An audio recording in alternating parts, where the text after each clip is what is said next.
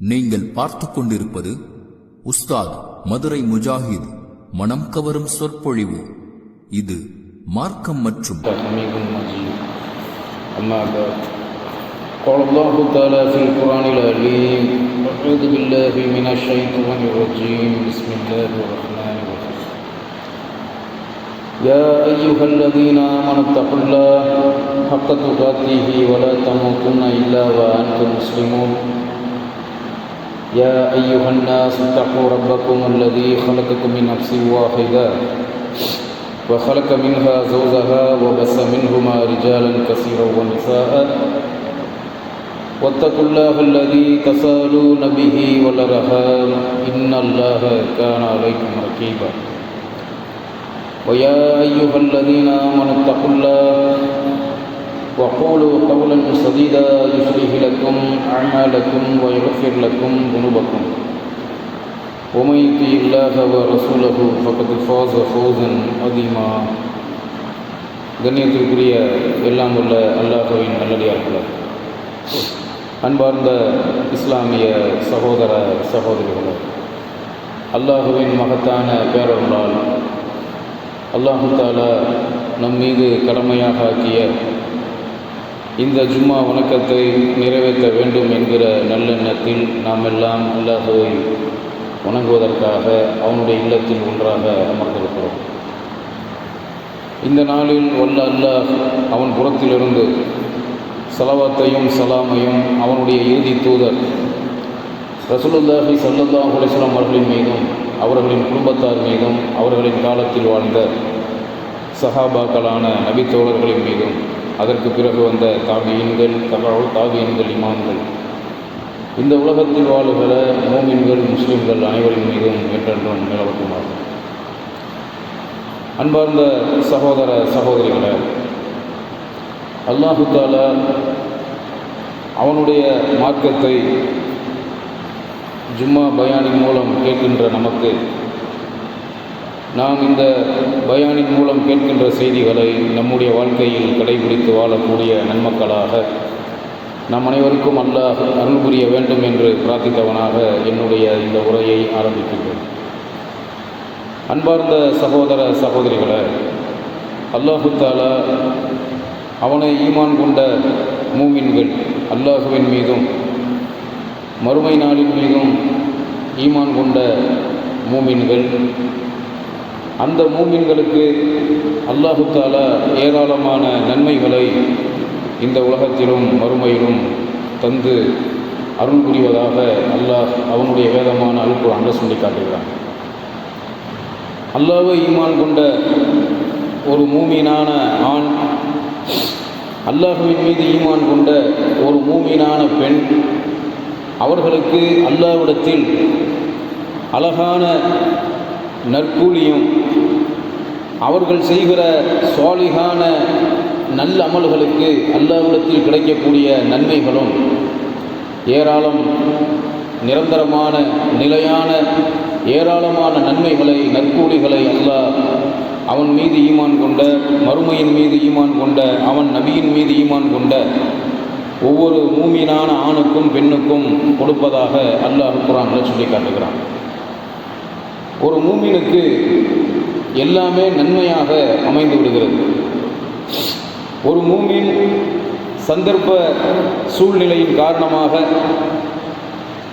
நிர்பந்தத்தின் காரணமாக அல்லது ஷைத்தானுடைய ஊசலாட்டத்தின் காரணமாக சில நேரங்களில் சில தவறுகள் பாவங்களை செய்தால் கூட, பாவங்களை செய்த மூமின், தவறுகளில் ஈடுபட்ட மூமின் அவன் செய்த பாவங்கள் தவறுகள் குற்றங்களை நினைத்து அல்லாஹுவின் மீது நம்பிக்கை வைத்து அல்லாஹுவின் தண்டனைக்கு பயந்து அல்லாஹுக்கு பயந்து அல்லாஹ்விடத்தில் தௌபா செய்தால், பாவ மன்னிப்பு கோரினால் மூமினுடைய பாவங்களை அல்லாஹ் மன்னிக்கக்கூடியவனாக இருக்கிறான்.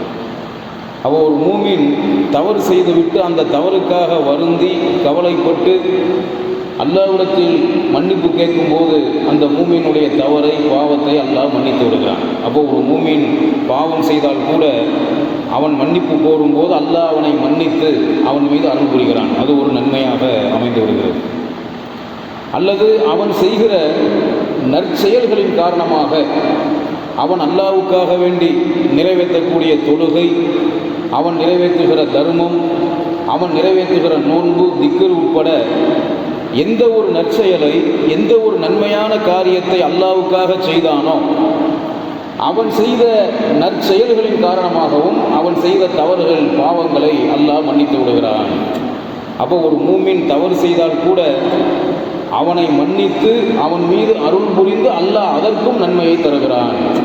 அப்போ மூமினுக்கு பல விதத்தில், மூமினான ஆண்களுக்கும் பெண்களுக்கும் பல விதத்தில் நன்மைகள் கிடைப்பதாக அல்லாஹ் குர்ஆனில் நமக்கெல்லாம் அறிவுரையாக, படிப்பினையாக சொல்லி காட்டுகிறான். இந்த மூமின்களை பற்றி அல்லாஹ் குர்ஆனில் சொல்லுகிற பொழுது, இன்னல்லதீன ஆமனு வ அமிலு சாலிஹாத்தி உலாய்கஹும் கைருல் பரியா, நிச்சயமாக எவர்கள் ஈமான் கொண்டு சாலிகான நல்ல அமல்களை செய்து நற்காரியங்களில் ஈடுபட்டார்களோ அத்தகைய மூமின்கள் தான் படைப்புகளிலேயே மிக மேலானவர்கள், மிகச்சிறந்தவர்கள் என்று அல்லாஹ் குர்ஆனில் சொல்லி காட்டுறான். அப்போ அல்லாஹ்வின் மீது ஈமான் கொண்டு மூமின்களாக இருந்து அல்லாஹ்வுக்காக நன்மையான காரியங்கள், நற்செயல்களை செய்கிறார்களே அவர்கள்தான் அல்லாஹ் படைத்த படைப்புகளில் மிகச்சிறந்தவர்கள், படைப்புகளில் மேலானவர்கள் என்று அல்லாஹ் சொல்லுகிறான். வானங்களை படைத்த அல்லாஹ் வானத்தை எப்படி மிக பிரம்மாண்டமாக மிகப்பெரிய அளவில் படைத்திருக்கிறான் என்று நம் எல்லோருக்குமே தெரியும். பூமியை படைத்த அல்லாஹ் இந்த பூமியை நீராலும் நிலத்தாலும் படைத்து நாம் வாழ்வதற்காக, நாம் வசிப்பதற்காக, நம்முடைய வசதிக்காக, நம்முடைய சௌகரியத்துக்காக பூமியை ஒரே விரிப்பாக விரித்து அல்லாஹ்வால் படைத்து விரித்து வைக்கப்பட்ட இந்த பூமி நீராலும் நிலத்தாலும் ஒவ்வொரு நாளும் ஒவ்வொரு வினாடியும் சுழன்று கொண்டிருக்கிறது. பூமியை எப்படி பிரம்மாண்டமாக, எவ்வளவு நுட்பமாக அல்லாஹ் படைத்திருக்கிறான் என்பதை பூமியை பற்றி சிந்திக்கும் போது நமக்கு பல உண்மைகள் புரிய வரும். வானங்களை அல்லாஹ் மிக மேலாக அழகான முறையில் அல்லாஹ் படைத்திருக்கிறான், பூமியை படைத்திருக்கிறான். கடல், நிலம், நட்சத்திரங்கள், சூரியன், சந்திரன் உட்பட அல்லாஹ் படைத்த எந்த ஒரு படைப்புலையும் நாம் குறை சொல்ல முடியாது. குறை சொல்ல முடியாத அளவுக்கு அனைத்தையும் சிறந்த முறையில் படைத்த அல்லாஹ் படைப்புகளில் சிறந்தவர்கள், படைப்புகளில் மேலானவர்கள் என்று அல்லாஹ் யாரை குறிப்பிடுகிறான் என்று சொன்னால், அவனை ஈமான் கொண்டு அவனுக்காக நற்செயல்கள், நல்லமல்கள் செய்யக்கூடிய மூமின்களைத்தான் படைப்புகளில் மிக மேலானவர்கள், மிகச்சிறந்தவர்கள் என்று அல்லாஹ் சொல்லுகிறான். அப்படி படைப்புகளில் மிகச்சிறந்தவர்களாக இருக்கக்கூடிய, மிக மேலானவர்களாக இருக்கக்கூடிய, நற்செயல்கள் செய்யக்கூடிய அந்த மூமின்களுக்கு நபி அவர்கள் சொன்னார்கள், ஒரு மூமினுக்கு ஏற்படக்கூடிய கவலை, ஒரு மூமினுக்கு ஏற்படக்கூடிய துன்பம், ஒரு மூமினுக்கு ஏற்படக்கூடிய வியாதி எதுவாக இருந்தாலும் அதற்கு பகரமாக அல்லாஹ் அந்த மூமினுடைய பாவத்தை மன்னிக்கிறான், அவனுக்கு நன்மையை அல்லாஹ் எழுதுகிறான். நமக்கு வரக்கூடிய துன்பம் அது எதுவாக இருந்தாலும் சரி, நமக்கு வரக்கூடிய கவலை அது எதுவாக இருந்தாலும் சரி, நமக்கு வரக்கூடிய நோய், வியாதி அது எதுவாக இருந்தாலும் சரி, நமக்கு ஏற்படக்கூடிய கவலை, துன்பம், வேதனை, வியாதி எல்லாத்துக்குமே அல்லாஹ் அந்த வியாதியை கொடுத்த காரணத்தினால், துன்பத்தை கொடுத்த காரணத்தினால், கவலையை கொடுத்த காரணத்தினால், சோதனையை கொடுத்த காரணத்தினால், நாம் துன்பத்தை அனுபவிக்கும் போது, சோதனையை அனுபவிக்கும் போது, கவலையை அனுபவிக்கும் போது, துக்கத்தை அல்லது வியாதியை அனுபவிக்கும் போது நமக்கு அல்லாஹ் நன்மையை தருகிறான். அதை அனுபவிக்கும் காரணத்தினால் நமக்கு நன்மையை தருகிறான். நாம் செய்த தவறுகள், பாவங்களை அந்த துன்பம், கவலை, வியாதியின் காரணமாக அல்லாஹ் மன்னித்து விடுகிறான். இந்த வியாதியை பொறுத்த வரைக்கும் ஒரு முக்கியமான விஷயத்தை நாம் புரிந்து கொள்வதற்கு கடமைப்பட்டிருக்கிறோம். நாம் சந்திக்கிற, அதாவது மனித இனம் சந்திக்கக்கூடிய வியாதிகள் இருக்கிறது, மனித இனத்துக்கு அல்லாஹ் தரக்கூடிய நோய் இருக்கிறது, அந்த எல்லா நோயும் அல்லாஹ் தரக்கூடியது. நோய் நாம் எந்த தவறும் செய்யாமல், எந்த பாவத்திலும் ஈடுபடாமல் நமக்கு தானாக ஒரு நோய் வருகிறது, காய்ச்சலோ தலைவலியோ அல்லது எந்த விதமான நோயாக இருந்தாலும் நமக்கு ஒரு நோய் வருகிறது என்று சொன்னால், அது தானாக வந்தால் அல்லாஹ் கொடுக்கக்கூடிய நோயாக அது சோதனையாக வருமேயானால் அதற்கு அல்லாஹ் நிவாரணத்தையும் தருகிறான். அந்த நோயின் காரணமாக நோயை அனுபவிக்கக்கூடிய மூமினுக்கு நன்மையை தருகிறான், அவன் செய்த பாவங்களை மன்னிக்கிறான். இந்த நோயில இன்னொரு விஷயத்தை நாம் புரிந்து கொள்ள வேண்டும். சில பேர் பாவச் செயலில் ஈடுபடுவார்கள், அதன் காரணமாக நோயை இழுத்துக் கொள்வார்கள். அதனால் அவர்கள் செய்த அந்த பாவத்தின் காரணமாக, தவறின் காரணமாக அவர்களுக்கு ஒரு நோய் வருகிறது என்று சொன்னால், அந்த நோய்க்கு அல்லாட்ட மன்னிப்பு இருக்கிறதா, நன்மை இருக்கிறதா என்று சொன்னால் நிச்சயமாக இல்லை. உதாரணத்துக்கு, ஒருவர் மது அருந்துகிறார். மது இஸ்லாத்தில் தடை செய்யப்பட்ட ஹராமாக்கப்பட்ட பாவம். மதுவை அல்லாஹ் ஹராமாக ஆக்கியிருக்கிறான். எல்லா விதமான போதை, அது எந்த போதையாக இருந்தாலும் சரி, ட்ரிங்க்ஸில் கிடைக்கக்கூடிய போதையாக இருந்தாலும் அல்லது ஸ்மோக்கில் கிடைக்கக்கூடிய போதையாக இருந்தாலும், திங்கிற சாக்லேட்டில் கூட இன்னைக்கு போதை சாக்லேட்லாம் கிடைக்குதுன்னு சொல்லப்படுது. ஒரு சில சுற்றுலாத்தலங்களுக்கு போனால் ஆல்கால் சாக்லேட்னே சொல்லி விற்கிறாங்க, எழுதி போட்டு விற்கிறாங்க. என்னன்னு கேட்டால், அந்த சாக்லேட்டை சாப்பிட்டா போதை வரும். அப்போ அதெல்லாம் ஹராமாக்கப்பட்ட அருவருப்பான உணவு. அது உணவே கிடையாது, அருவருப்பானது, ஹராமாக்கப்பட்டது. அப்போ ஒருத்தன் போதையை பயன்படுத்தி, பாக்கு போதையவோ அல்லது சாக்லேட் போதையவோ அல்லது பிராந்தி விஸ்கி போன்ற சாராய போதையவோ பயன்படுத்தி ஒருத்தன் வியாதியை இழுத்துக்கிட்டான். அதுக்காக அல்லாட்ட மன்னிப்பு கிடைக்குமா? அவனுக்கு அந்த மது அருந்தி போதையை பயன்படுத்தி அதன் மூலமாக வியாதி அடைஞ்சான், நோய்வாய்ப்பட்டான்னு சொன்னால் அவனுக்கு அல்லாட்ட எந்த நன்மையும் கிடைக்காது. அவனுடைய பாவத்தை அல்லாஹ் மன்னிக்கிறதுக்கு வாய்ப்பும் இல்லை. காரணம் என்ன? அல்லாஹ் தடுத்த காரியத்தை அவன் செஞ்சான், அதில் ஈடுபட்டான், அதனால் அவனுக்கு உடல் நலம் பாதிச்சிருச்சு. அப்போ பாவம் செய்யாமல் வரக்கூடிய வியாதியைத்தான் நாம் இதை கணக்கில் எடுக்கணும். அதே மாதிரி ஒருத்தர் ஸ்மோக் பண்ணுறார், பீடி சிகரெட்டு குடிக்கிறார். பீடி சிகரெட்டு குடிக்கிறது எப்பேற்பட்ட ஒரு தவறான செயல், அதனால் என்னென்ன விளைவுகள் ஏற்படும், எப்படிப்பட்ட விபரீதங்கள் உண்டாகும் என்பதெல்லாம் நம்ம நாட்டு அரசாங்கம், நமது சுகாதாரத்துறை சொல்லி தான் அதை விற்பனையை செய்யுது. விற்கிறவனே சொல்லி தான் விற்கிறான், அரசாங்கமும் அதை சொல்லுது, சுகாதாரத்துறையும் சொல்லுது. புகைப்பிடித்தல் என்ன சொல்லி, என்ன வாசகத்தை பயன்படுத்தி அதை விற்கிறாங்க? புகைப்பிடித்தல் புற்றுநோயை உண்டாக்கும், உயிரை கொல்லும். புகைப்பிடித்தல் புற்றுநோயை உண்டாக்கும், கேன்சர் உண்டாகும் ஓப்பனாக சொல்கிறான். எந்தெந்த பொருளை பயன்படுத்தினா கேன்சர் வருங்கிறது ஒரு லிஸ்ட் இருக்கு. எந்த கேன்சர் வியாதியாக இருந்தாலும் எல்லாம் நாடுனா தான் வரும். ஆனால் இந்த புகை என்ற பீடி சிகரெட் போன்ற இந்த ஸ்மோக் இருக்கிறதே, இந்த ஸ்மோக் என்ற பாவத்தை பொறுத்த வரைக்கும் அதை நீ பயன்படுத்தினா புற்றுநோய் வரும்னு கன்ஃபார்மாக சொல்லியே வைக்கிறான். புற்றுநோயை உண்டாக்கும், உயிரை கொள்ளும். புற்றுநோய் உண்டாகும்னா என்ன அர்த்தம்? எப்போ எந்த மாதிரியான கேன்சர் நீ புகைப்பிடிக்கிறதுனால வரும்னு உனக்கு தெரியாது. எந்த மாதிரியான கேன்சர் வேணாலும் வரலாம் புகைப்பிடிக்கிறதுனால. பிளட் கேன்சர் வரலாம், ஸ்கின் கேன்சர் வரலாம், லிவர் கேன்சர் வரலாம், எந்த கேன்சர் வேணாலும் வரலாம். ஏன்னா புகைப்பிடித்தலால் மெயினாக பாதிக்கப்படுறது என்னன்னு கேட்டால் லங்ஸ். லங்ஸ் என்று சொல்லப்படுகிற அந்த லங்ஸுக்கு தமிழில் என்னன்னா நுரையீரல். புகைப்பிடித்தலால் ஒரு மனிதனின் உடல் உறுப்புல எது பாதிக்கப்படுது? லங்ஸ் பாதிக்கப்படுது, நுரையீரல் கடுமையாக பாதிக்கப்படுது. மது அருந்துறதுனால லிவர் பாதிக்கப்படுது, கல்லீரல் பாதிக்கப்படுது. மனித உடல் உறுப்புல சில உறுப்புகள் ரொம்ப ரொம்ப முக்கியமானது. அந்த உறுப்பை பாதுகாக்க நாம் கடமைப்பட்டிருக்கோம். அந்த உறுப்பை பாதுகாக்கிறது நம்ம மேலே கடமை. நம்ம உள் உறுப்புகள், வெளி உறுப்புகளை தான் நாம் பார்ப்போம். கை, கால், கண்ணு, காது, மூக்கு, வாய், பல்லு, இதைத்தான் நாம் கவனிப்போம். உள் உறுப்புகள் எப்படி இருக்கு, எப்படி செயல்படுதுங்கிறது நமக்கு தெரியாது. வெளி உறுப்புகள் நல்லா இருக்கணும்னு சொன்னால் உள் உறுப்புகள் நல்லா இருந்தால் தான் வெளி உறுப்பு நல்லா இருக்கும். கண்ணு நல்லா தெரியணுமா, உங்கள் வாய் நல்லா பேசணுமா, உங்கள் கால் நல்லா நடக்கணுமா, உங்கள் கை நல்லா வேலை செய்யணுமா, அதுக்கு பிரெயின் ரொம்ப முக்கியம், மூளை ரொம்ப முக்கியம். அந்த மூளை மட்டும் கெட்டு போச்சுன்னா மனுஷனால் எந்த வேலையும் பார்க்க முடியாது. அப்போ அந்த மூளை ரொம்ப மிக முக்கியமானது. மூளை எதனால பாதிக்கப்படுது? மது அருந்துறதுனால மூளை பாதிக்கப்படுதுன்னு சொல்லி பல வருஷத்துக்கு முன்னாடியே இந்த உண்மையை கண்டுபிடிச்சு சொல்லிட்டாங்க. அதே மாதிரி உடல் உறுப்புக்கள்ல ஹார்ட், இதயம் இருக்கிறதே, அந்த இதயம் மிக முக்கியம்.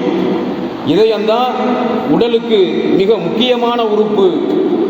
மனித உடல் உறுப்புக்கு தேவையான இரத்தத்தை சர்க்குலர் பண்ணி அனுப்பக்கூடிய ஒரு வேலையை நம்ம எல்லாருடைய ஹார்ட்டும் செய்யுது, நம்ம எல்லாருடைய இதயமும் செய்யுது. அந்த இதயம் கெட்டு போச்சுன்னா உயிர் வாழ முடியாது. 3 குழாய் இருக்கிறது, இதயத்தில் 3 இரத்த குழாய் இருக்கிறது. அப்போ இதயம் எதனால் பாதிக்கப்படுங்கிறதும் கண்டுபிடிச்சு சொல்கிறான். ஸ்மோக்னால இருதயங்கள் பாதிக்கப்படும், ஹார்ட் அட்டாக் வர்றதுக்கு அதிகமான வாய்ப்புகள் இருக்கிறது. அடுத்து ரொம்ப முக்கியமான உறுப்பு நுரையீரல், லங்ஸ் என்று சொல்லப்படுகிற நுரையீரல். அந்த நுரையீரல் பாதிக்கப்பட்டால் பெரும் ஆபத்தையும் விளைவுகளையும் மனிதர்கள் சந்திக்க வேண்டிய நிலைமை ஏற்படும். அடுத்து லிவர், கல்லீரல். கல்லீரல் செய்யக்கூடிய வேலையை பற்றி உங்களுக்கு பயான் பண்ணுறதா இருந்தால் 2 மணி நேரம் 3 மணி நேரம் பயான் பண்ணலாம், அவ்வளோ விஷயம் இருக்குது. ஒவ்வொரு உறுப்பை பற்றியும் தனித்தனியாக அல்லாஹ் சொல்கிறான் குர்ஆனில், லக்கது ஹலக்னல் இன்சான ஃபீ அஹ்ஸனி தக்வீம். நிச்சயமாக மனிதனை நாம் மிக அழகாக உன்னதமாக படைத்திருக்கிறோம் அல்லாஹ் சொல்கிறானே. படைப்புகள்லேயே மேலான படைப்பு மூமின்கள். மனிதன் அல்லாஹ் மிக அழகாக படைச்சேன்னு சொல்கிறான். அவ்வளவு உறுப்புகளும் அவ்வளவு வேலைகளை செய்யும். எந்த உறுப்பை பற்றி பேசினாலும் பேசிக்கிட்டே போகலாம், அவ்வளவு நன்மைகள் இருக்கிறது. அடுத்து கிட்னி. நம்முடைய உடம்புல உள்ள கழிவை வெளியேற்றுறது கிட்னியுடைய வேலை. கிட்னி பழுதடைஞ்சாலும் மனுஷனால் உயிர் வாழ்கிறது கஷ்டம்.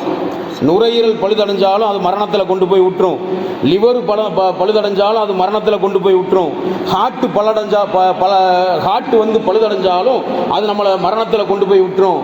நம்முடைய மூளை, பிரெயின், அது பழுதடைஞ்சாலும் நமக்கு மிகப்பெரிய பாதிப்புகளை எல்லாம் உடல் ரீதியாக ஏற்படுத்தும்.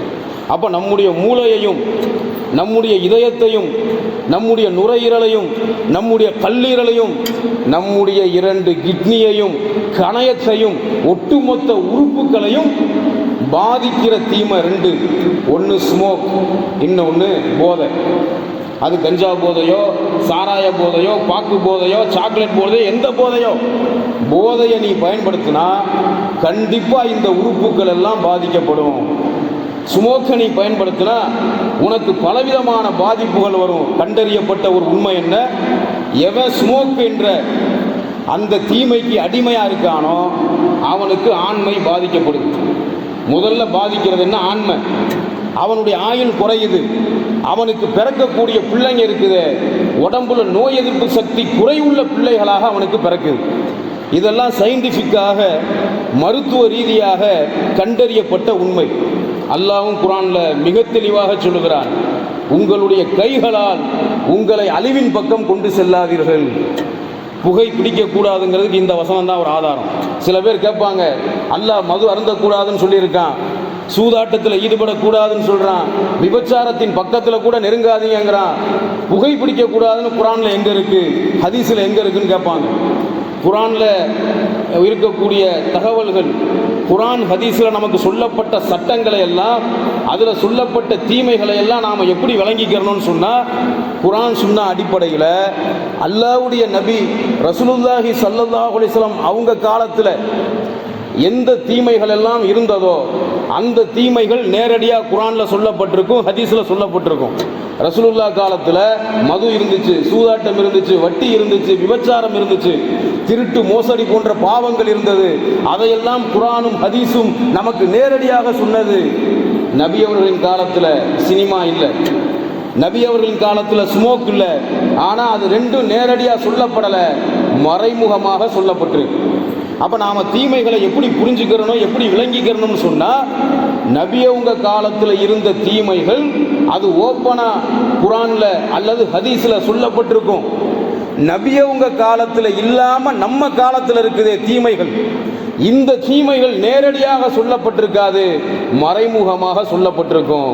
புகை பிடிக்கிறவனுக்கு மூச்சுத்திணறல் வருது, புகை பிடிக்கிறவனுக்கு பலவிதமான வியாதிகள் வருது, புகைப்பிடித்தல் புற்றுநோயை உண்டாக்கி உயிரை கொல்லும் என்று சொல்லித்தான் விற்பனையை பண்ணுறான், அதை எழுதித்தான் விற்பனையை பண்ணுறான்.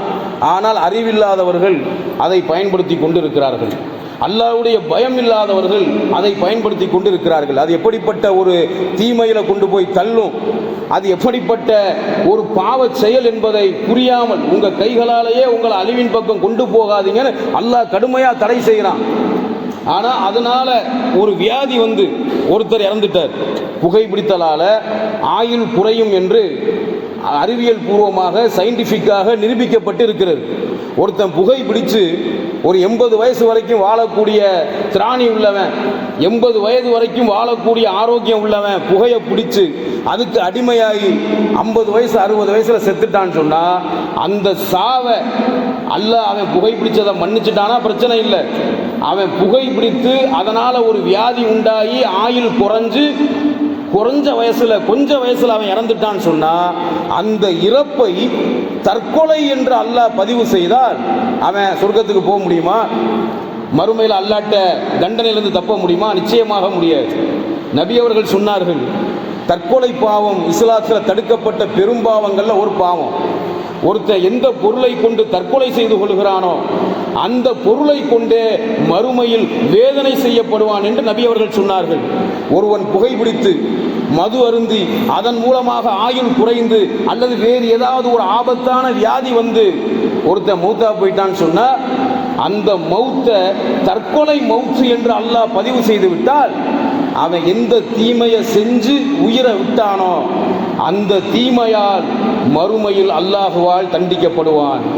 அந்த பொருளால் அவன் அதாபு ஏற்படுத்தப்படுவான், வேதனை செய்யப்படுவான் என்று பெருமானார் ஸல்லல்லாஹு அலைஹி வஸல்லம் சொன்னார்கள். அதனால தான் எதெல்லாம் அல்லாஹ்வுடைய மார்க்கமான சத்திய இஸ்லாத்தில் எதுவெல்லாம் தீமை என்று சொல்லப்பட்டிருக்கிறதோ அந்த தீமைகள் அனைத்தை விட்டும் நாம விலகி இருப்பது நம் மீது கடமை. அப்போ ஒரு மனுஷன் அவன் மூமினாக இருந்தாலும் முஸ்லிமாக இருந்தாலும் ஒரு பாவத்தை செய்துவிட்டு ஒரு குற்ற செயலிலே ஈடுபட்டு விட்டு அவன் தவறான புகைப்பிடித்தல், மது அருந்துதல், போதையை பயன்படுத்துதல் போன்ற பாவத்தை செஞ்சு அதன் மூலமா வியாதி வந்து கஷ்டப்பட்டா அந்த வியாதிக்கு அல்லாட்ட மன்னிப்பும் கிடைக்காது, நன்மையும் கிடைக்காது. அவன் புகைப்பிடிக்கல, மது அருந்தல, அல்லாஹ்வும் நபியும் தடுத்த எந்த ஒரு காரியத்திலும் ஈடுபடவில்லை. மனுஷனா பாவம் இருக்கும், வேற வேற பாவங்கள் இருக்கும். அதாவது உடல் நலத்தை பாதிக்கிற மாதிரி பாவத்தை அவன் செய்யலை, வேறு பாவங்கள் செஞ்சிருக்கான். அவன் அல்லாஹ் மூமினாக இருக்கும் பட்சத்தில் எப்பேற்பட்ட பாவத்தை செஞ்சாலும் அல்லாஹ் மன்னிக்கக்கூடியவனா இருக்கான். அதே நேரத்தில் பாவத்தை செஞ்சு குற்றத்தில் ஈடுபட்டு குறிப்பாக புகைப்பிடித்து மது அருந்தி அதன் மூலமாக வியாதியை ஏற்படுத்தினா, வியாதியை அவனே உண்டாக்கிக்கிட்டான்னு சொன்னா அந்த வியாதிக்கு அல்லாட்ட மன்னிப்பும் கிடைக்காது, நன்மையும் கிடைக்காது. நாம் எந்த தவறும் செய்யலை, குறிப்பாக நாம் புகைப்பிடிக்கலை, புகைப்பிடிக்கிற பழக்கம் நமக்கு இல்லை. அல்லது ஒரு காலத்தில் புகைப்பிடிச்சிங்க, அல்லாஹ்வுக்கு பயந்து புகைப்பிடிக்கிறத விட்டுட்டீங்க.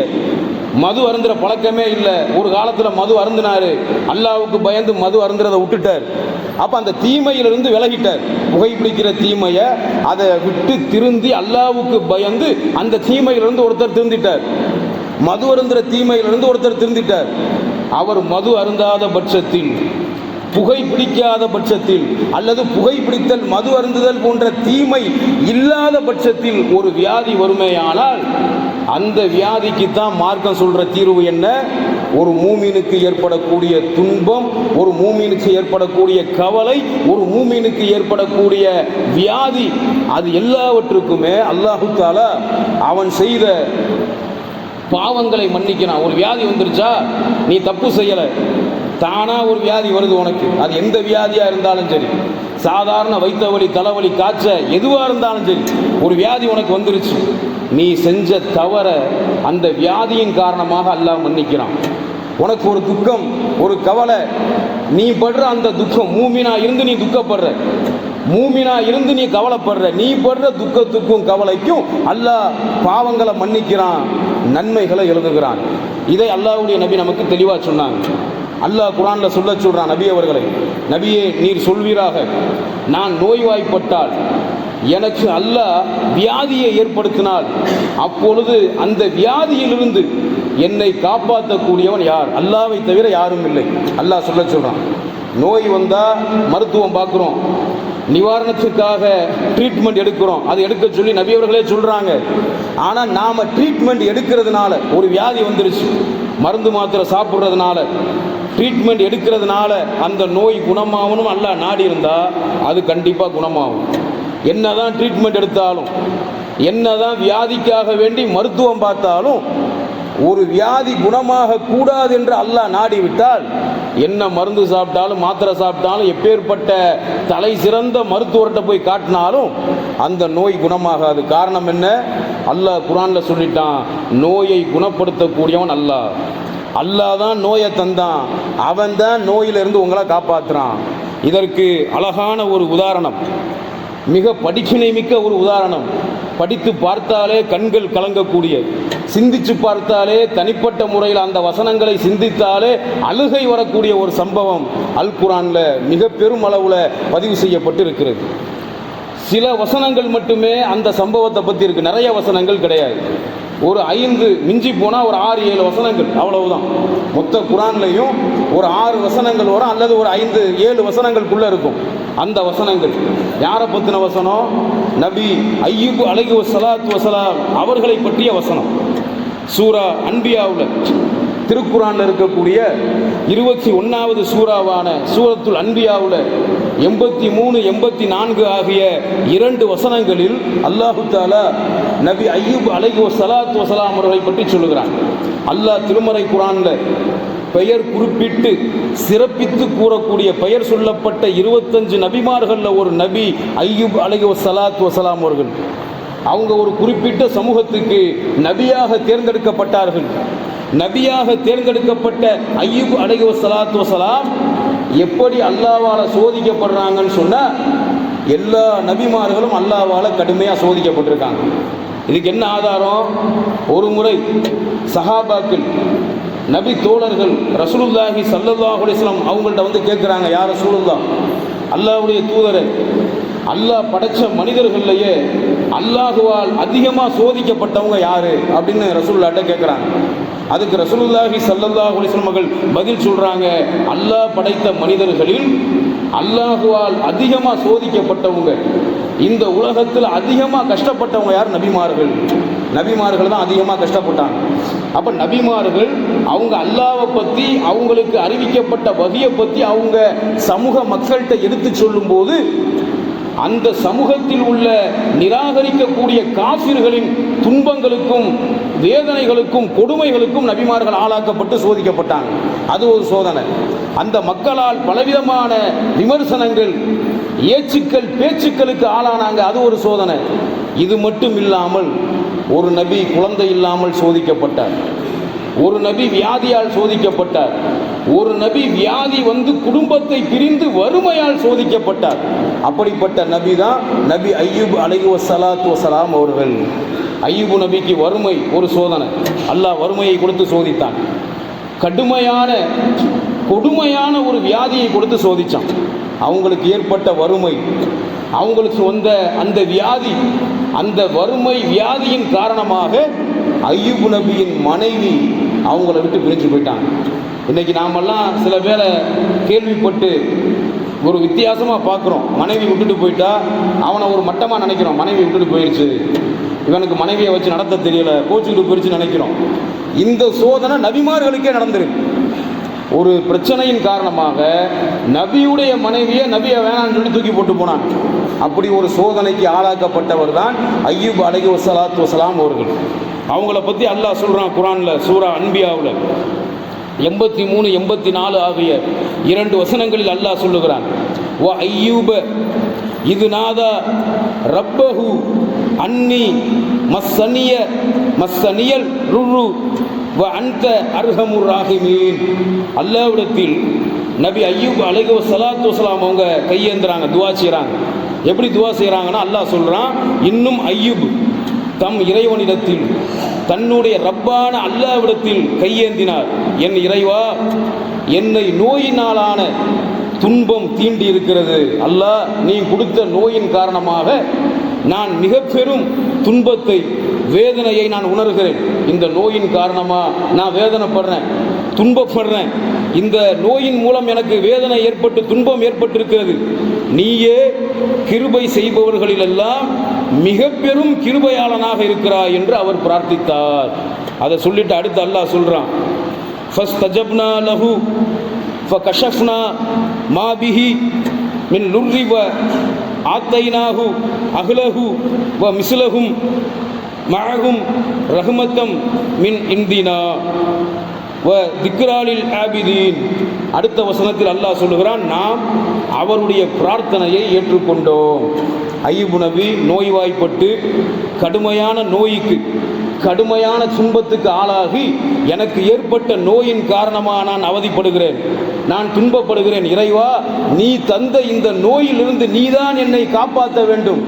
நீயே கிருபையாளர்களில் எல்லாம் மிக பெரும் கிருபையாளனாக, கருணையாளனாக இருக்கிறாய் என்று அல்லாஹ்விடத்தில் அவர் கையேந்தும் போது அல்லாஹ் சொல்றான், நாம் அவருடைய பிரார்த்தனையை ஏற்றுக்கொண்டோம், அவருக்கு ஏற்பட்டிருந்த துன்பத்தையும் அவரை விட்டு நீக்கிவிட்டோம், அவருடைய குடும்பத்தையும் பின்பு அதை போன்ற ஒரு தொகையினரையும் அவருக்கு நாம் குடும்பமாக கொடுத்தோம். இது நம்மிடத்தில் உள்ள கிருபையாகவும் அருளாகவும். அல்லாஹுவை யார் வணங்குகிறார்களோ வணக்கசாலிகள், அந்த வணக்கசாலிகளுக்கு அய்யூப் நபியுடைய வரலாறு ஒரு மிக பெரும் நினைவூட்டுதலாக இருக்கிறது என்று அல்லாஹ் சொல்லி காட்டுறான். அப்படிப்பட்ட அய்யூப் அலைஹிஸ்ஸலாத்து வஸலாம் நோய் வந்தப்ப மருத்துவம் பார்த்தாங்கன்னு அல்லாஹ் சொல்லலை, வைத்தியத்தை தேடி அலைஞ்சாங்கன்னு சொல்லலை, அல்லாஹ் மேலே நம்பிக்கை வச்சாங்க, அல்லாஹ்ட்ட கையேந்தினாங்க. அவங்கள எப்படி அல்லாஹ் குணப்படுத்தினான் தெரியுமா? அந்த சம்பவத்தை பார்க்கும்போது நமக்கு கண்கள் கலங்கக்கூடிய ஒரு மிகப்பெரிய அற்புத நிகழ்ந்தது அய்யூப் நபியுடைய வாழ்க்கை. நோயால் பாதிக்கப்பட்டு அவர் அல்லாஹ்ட்ட கேட்டார். அப்போ அல்லாஹ் சொன்னான், அவருடைய நோயில இருந்து அவரை குணப்படுத்துவதற்கு, அவரை காப்பாற்றுவதற்கு அல்லாஹ் கட்டளையிட்டான். என்ன கட்டளையிட்டான் தெரியுமா? அய்யூபே, உன்னுடைய காலால் இந்த பூமியை, நீ நிற்கக்கூடிய தரையின் மீது ஒரு மிதி மிதி, உன்னுடைய காலால நீ நிற்கிற தரையின் மீது ஒரு மிதி மிதின்னு அல்லாஹ் சொன்னான். ஓங்கி மிதிச்சார். மிதிச்ச உடனே அந்த பூமியிலிருந்து ஊத்து தண்ணி, குளிர்ந்த நீர் அது கிளம்பி வருது. அந்த தண்ணியை எடுத்து குடிக்கிறார். அல்லாஹ் சொல்றான், பூமியிலிருந்து தண்ணி வரும், நீ மிதி, பூமியிலிருந்து குளிர்ச்சியான தண்ணி வரும், அதை குடிச்சு அதில் குடி, உனக்கு நோய் குணமாகும் அல்லாஹ் சொன்னான். அல்லாஹ் சொன்ன மாதிரி மிதிச்சாரு. அதில் ஒரு தரையில் ஒரு காலால் எட்டி ஒரு மிதிச்சாரு, தண்ணி வந்துச்சு, அதை குடிச்சாரு, அதில் குளிச்சாரு. குளித்த உடனே அவருக்கு ஏற்பட்டிருந்த நோயிலிருந்து அல்லாஹ் அவரை காப்பாற்றி விட்டான். அப்போ இதில் நமக்கு எப்படிப்பட்ட ஒரு படிப்பினையை அல்லாஹ் வைத்திருக்கிறான் என்று சொன்னால், மருந்து மாத்திரையின் மூலமாகவும் அல்லாஹ்வுக்கு ஷிஃபாவை தர முடியும், நீராலும் ஷிஃபாவை தர முடியும், வெயிலாலும் ஷிஃபாவை தர முடியும், குளிராலும் ஷிஃபாவை தர முடியும். எதை கொண்டும் நாம் சாப்பிட்ற சாதாரண உணவுல கூட, அந்த உணவுல என்ன இருக்குன்னு நாம நினைப்போம். நாம சாப்பிட்ற உணவு 50 ரூபா 100 ரூபாய்க்கு கிடைக்கக்கூடிய அற்பமான பொருள் நாம நினைப்போம். அதுலேயும் அல்லாஹ் ஷிஃபாவை வைத்திருக்கிறான், அதிலும் அல்லாஹ் பரக்கத்தை வைத்திருக்கிறான். ஒரு மூமினை, அல்லாஹ்வின் மீது நம்பிக்கை வைக்கக்கூடிய, அல்லாஹ்வின் மீது உறுதியான நம்பிக்கை வைத்து அந்த நம்பிக்கையில், அந்த ஈமான்ல உறுதி மிக்கவனாக இருக்கக்கூடிய ஒரு மூமினை, அவனுக்கு ஏற்பட்ட துன்பம் கஷ்டம் எதுவாக இருந்தாலும் அதிலிருந்து அந்த மூமினை காப்பாற்ற வேண்டும் என்று அல்லாஹ் நாடிவிட்டால் எப்படியும் காப்பாற்றி விடுவான். அப்ப நமக்கு எந்த மாதிரியான சோதனைகள், துன்பங்கள், கஷ்டங்கள், வியாதிகள் வந்தாலும் அதற்காக வேண்டி மனம் தளரக்கூடாது. அல்லாஹ்வின் மீது உறுதியாக நம்பிக்கை வைக்க வேண்டும். நபி அய்யூப் அலைஹிஸ்ஸலாத்து வஸலாம் அவர்களும், அல்லாஹ்வுடைய தூதர் ரசூலுல்லாஹி ஸல்லல்லாஹு அலைஹி வஸல்லம் அவர்களும், ஏனைய நபிமார்களும் கஷ்டங்கள் வரும்போது, சோதிக்கப்படும் போது எப்படி உறுதியாக அல்லாஹ்வின் மீது நம்பிக்கை வைத்து அல்லாஹ்வை சார்ந்திருந்தார்களோ, அதுபோன்று நாமும் அல்லாஹ்வின் மீது உறுதியாக நம்பிக்கை வைத்து அல்லாஹ்வை சார்ந்திருக்க வேண்டும். எல்லாம் வல்ல அல்லாஹ் உறுதிமிக்க ஈமான் உள்ள மக்களாக வாழ்ந்து, உறுதிமிக்க ஈமான் உள்ள மக்களாக மரணிக்கக்கூடிய பாக்கியத்தை நம் எல்லோருக்கும் அல்லாஹ் தந்தருள வேண்டும் என்று துஆ செய்தவனாக